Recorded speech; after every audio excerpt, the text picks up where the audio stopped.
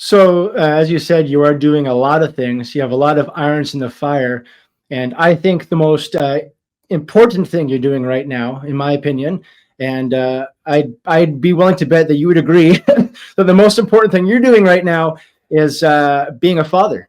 And Yeah. that's a Oh, absolutely. And that's probably why I look so tired. I am quite exhausted. I must say, I have a lot of energy, and it seems that my son also has a lot of energy. So that takes a lot of my day and my life. And my wife is an absolutely amazing mother, but it takes it takes a village to raise a child, as they say. yeah, for real. And he doesn't like sleep very much right now. So we're just doing what we can. What's the learning curve been like for you? Like, I just remember how life changing it was to have my first, and the second came along, and it was kind of like, I had a practice run with the first child. So what's it been like for you? I'm just curious to know. I think the coolest part about it, everyone comes to you and they say, look, your life's going to be changed forever. You're never going to be the same. And I was like, well, like, really? Am I going to be changed forever? Is my life never going to be the same? And I think the biggest change, the thing that I'm not the most important thing in my own life anymore. That's really what it comes down to. That is shocking to me. It might be a surprise to my haters, probably not. But like, I've kind of been a fairly selfish person most of my life. Like, I've kind of been focused on myself, on what I want, the things I want to do. That's different now. I mean, it's kind of hard to be selfish when you get up every day and you're like, well, the most important thing in my life isn't even me. It's my son and my wife, and then me. Not even then me, it seems these days. But yeah, that was the biggest change for me. Something that really shocked me was suddenly I didn't care about myself as number one in my life. I cared about my son more than and that's actually helped my faith a lot. I'm sure and my faith is very important to me. And I'm a Christian, follower of Jesus Christ. Not a perfect one. Often fail. Often do things that bring shame to His name, and that's hard on me. But the truth is, that's the beauty of Christianity, is that it's for sinners, not saints, right? And what I've found is that having a son, having someone who means more to me, has also brought me closer to my faith, because it makes me think of what God Himself sacrificed His only son for us. So yeah, it's been really cool. It's been the best thing that's ever happened to me. People always say that, but I think for me, the best thing that has happened is it's caused me to be less selfish and caused me to grow in my faith.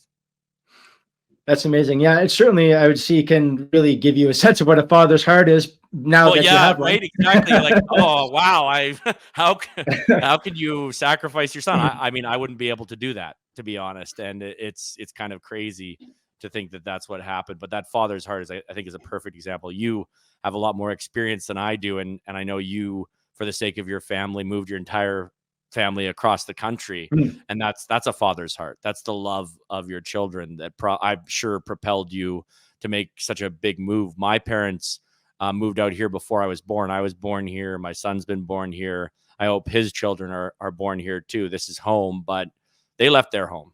They left Ontario and they came here for a better life. And I think they definitely found it.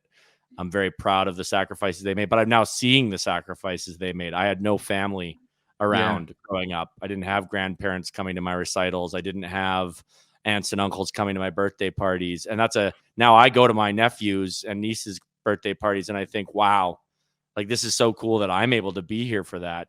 But it also makes you kind of realize the sacrifices that my parents made, but I'm so thankful they did, because I would not want to be living in Ontario right now, even though I did for many years before I moved back.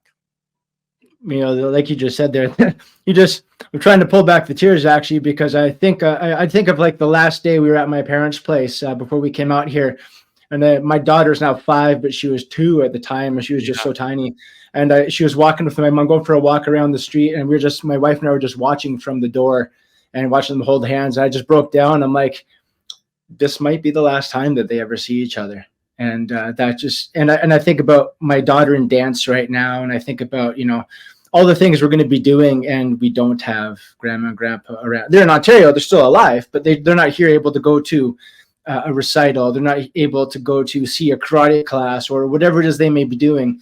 And so I just, I just really felt that when he said that. So Yeah, I didn't even realize the impact it had, right? Because you only know what you're in, right? You only yeah, but let's think about it. Who took that from you, right? We know who took that yeah, from you, right? yep, It's we absolutely these do. crazy government bureaucrats who wanted to force us to live a certain way.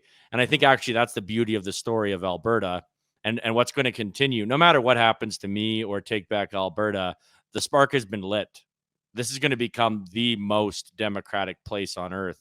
And it's going to be because of people like you who are making these sacrifices so that we can have a better life here. Mm, And that's what I'm fighting for. I'm fighting for your children not to have to leave. I'm fighting for my children not to have to leave.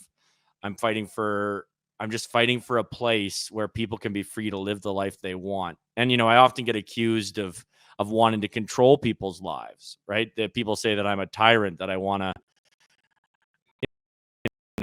manipulate a lot of things. But the truth is, I just want people to get involved. If the people decide in mass that they want something other than what I want for policy, then that's their decision. But right now, people aren't making decisions. mm, Unelected bureaucrats are making decisions. And we saw that in the pandemic. The politicians would not take responsibility for what they did. They just said, oh, no, these are the experts. Well, it turns out the experts were so wrong that something like 84% of Canadians are not getting boosters, even though that's what all the experts are telling them to do. Now, they may not would be willing to admit that they were wrong. They may believe, oh, well, when we did do the vaccines, that was the right thing to do, but they're not doing it anymore. So mm. their actions, I think, speak a lot louder than their words. And one of my favorite Latin sayings is acta non verba, actions, not words.